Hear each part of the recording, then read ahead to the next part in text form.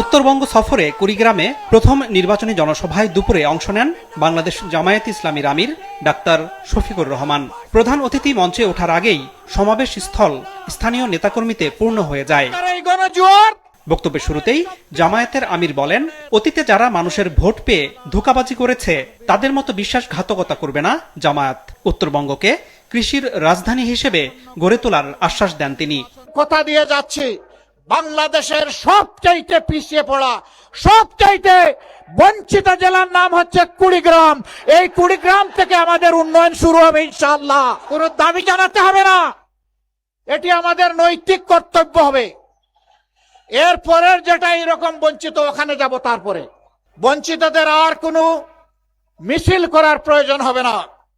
যারা রাষ্ট্রের দায়িত্বে যাবে, এ রাষ্ট্রের তারা মালিক নয়, এই রাষ্ট্রের তারা চকিদার। চকিদারকে চকিদারের দায়িত্ব পালন করতে হবে।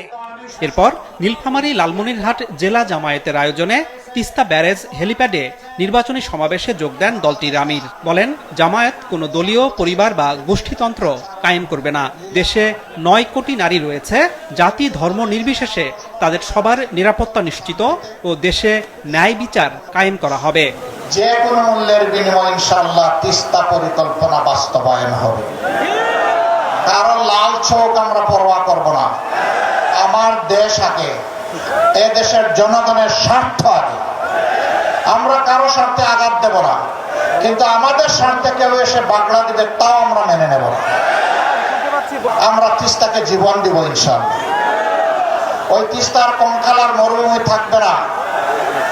এটি এই তিস্তা হবে উত্তরবঙ্গের অর্থনীতির কেন্দ্রবিন্দু ইনশাআল্লাহ। পরে টাঙ্গাইলের পৌর উদ্যানে তিনি দিনের শেষ জনসভায় যোগ দেন। এ সময় বিএনপির প্রতি ইঙ্গিত করে অভিযোগ করেন, দলটি লুটপাট চাঁদাবাজি ছাড়াও ইলেকশন ইঞ্জিনিয়ারিং করার অপচেষ্টা করছে।